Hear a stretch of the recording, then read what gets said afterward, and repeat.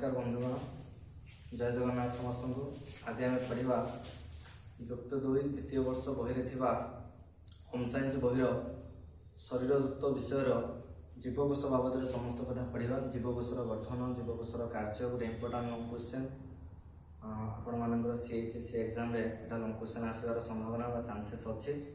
तो आम आज टोटाल जीवकोश बाबद संपूर्ण कथा आलोचना करवा। तो ठीक अच्छे। तो जीवकोश कथा आलोचना करने पूर्व आगर प्रथम जीवकोश कथा किसी आमको बुझापी पड़ो। तो जीवकोश कौन? आम शरीर गाठनिक एवं क्रियात्मक एकक सबुठ क्षुद्रतम एकक को आम कोश बोली कहवा। आम शरीर जो एत बड़ विशालकाय शरीर गठित होती ये बहुत गुड़े कोश को लेकिन गठित होती पाखापाखि जब संख्यार देखा पाखापाखि 63 ट्रिलियन भली कोश को लेकिन आम शरीर गठन होती। आज जो आम एत विशाल शरीर गठित होती सी यही कोश को लेकिन गठित होती। आम यही कोश बाबद आज संपूर्ण कथा डिस्कसन करवा। कोशर गठन कौन, कोश भितर कौन कौन सब अच्छा चलो। तो कोश कथा जो आलोचना करवा प्रथम टी चित्र साहाय्य बुझा कोश कौन तार चित्र केमती। तो कोश को प्रथम टी आम बुझीपर कोश को आम दी भाग विभक्त करवा। गोटे हूँ प्राणी कोश, गोटे हूँ उद्भिद कोश।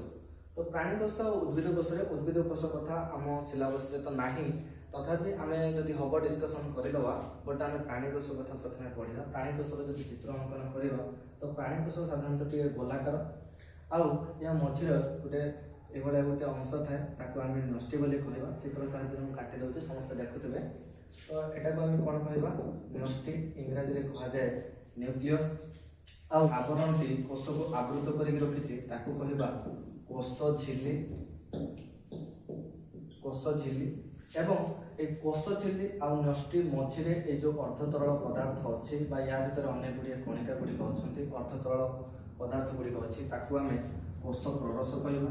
कौन कहवा कोश प्ररस बा इंग्राजी में कहवा साइटोप्लाज्म। साइटोप्लाज्म कोश झिल्ली को इंग्राजी में कहती प्लाज्मा मेम्ब्रेन बा सेल मेम्ब्रेन बोली। ये समस्त कथा आम डिस्कसन करवा। प्रायतः समस्त कोशर यही 3टी मुख्य कोश अंगिका था। तो ये समस्त भितर आम जो कोश प्ररस बा आमर साइटोप्लाज्म भितर बहुत गुड़े कोश अंगिका अच्छा पाखापाखि 7टी 8टा भली से समस्त कथा आम डिस्कसन करवा। तो प्रथम आम पढ़ा कोश झिल्ली कथा आगर टे बुझीद। कोश झिल्ली कौन? कोश झिल्ली हूँ एक कोश अंगिका जी कि कोश को आवृत करके रखी। आ कोश झिल्ली काम कौन? कोश झिल्ली देकी समस्त पदार्थ जीवा आसवा करें ना बा आम कहीपर कोश मध्य जी सब पदार्थ बा जिनिस जीवा आसबार आवश्यकता अच्छी ता भर सबू पदार्थ को सी भर को छाड़े बा सबू पदार्थ को कोश भर बाहर को छाड़े। या भितर अनेक गुड़े छोट छोट कणा अच्छी जोटा को आम छिद्र बोली कहीपर इंग्राजी में कहवा पोर्स गुड़िक अच्छा से पोर बा कणा गुड़िक देकी विशेष प्रकार किसी आवश्यक जार निहाती भाव में कोश भितर आवश्यकता अच्छी से भाया अंगिका मानक ही यातायात होता है। यह आम कहवा अर्धपारगम्य झिल्ली। कोश झिल्ली अन्य नाम हूँ अर्धपारगम्य झिल्ली। बंधुगण समस्त मन रखिए कौन पर अर्धपारगम्य झिल्ली कारण ये कोश मध्य को समस्त पदार्थ छाड़ी न थाए केवल केतेक निहाती आवश्यक पदार्थ को कोश मध्य को छाड़ी थाए।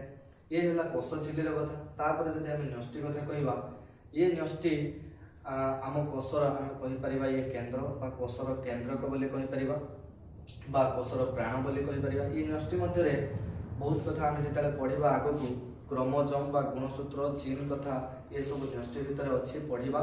देन तापर जिते आम साइटोप्लाज्म कथा कहवा कोश मध्य ये अर्धतरल पदार्थ को आम कहवा साइटोप्लाज्म। या भितर विभिन्न प्रकार सब कोश अंगिका गुड़िक अच्छा गोटे गोटे बर्तमान लिखुचे तापर आपण तो प्रथम हूँ एंडोप्लाज्मिक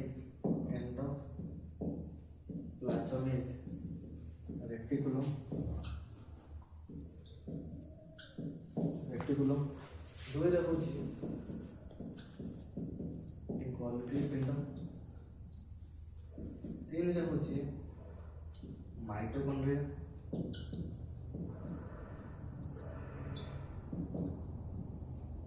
4 हूँ राइबोसोम।